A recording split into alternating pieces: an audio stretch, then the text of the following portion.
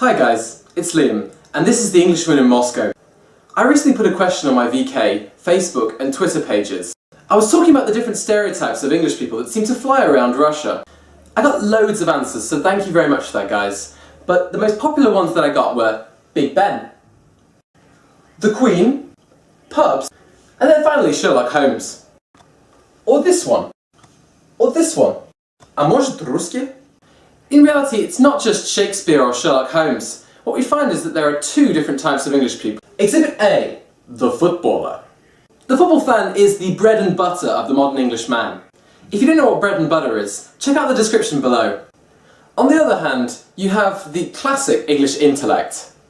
You can think of this individual as just someone who's just sat there at 5 o'clock in the afternoon, drinking tea and reading Shakespeare. He also looks like Jude Law and seems to have the voice of Hugh Grant. Interesting question, which group would you put me in?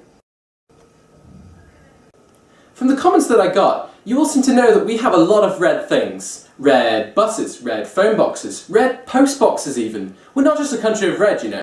We like to think of ourselves as a country rather famous for its humour. We are the knights who say nee! Are you laughing yet?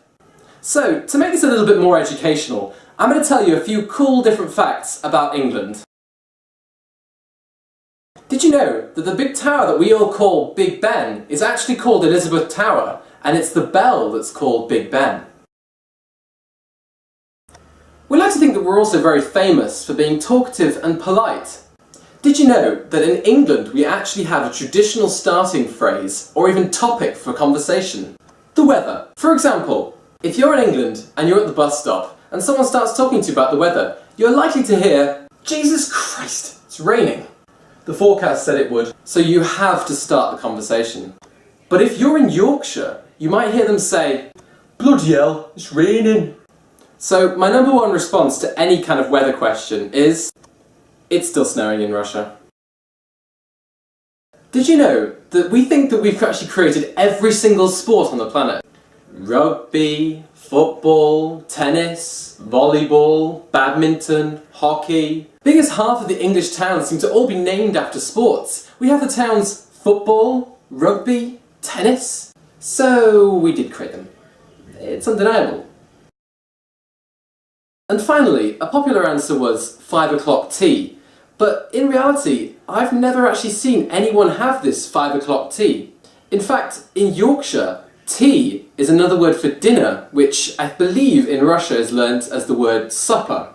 So we do have tea in the evening, but just not the tea you're thinking of. I hope you've all enjoyed this short video from the Englishman in Moscow. My name's Liam, and I hope to see you all next time. Subscribe here, give me a like, and don't forget to comment.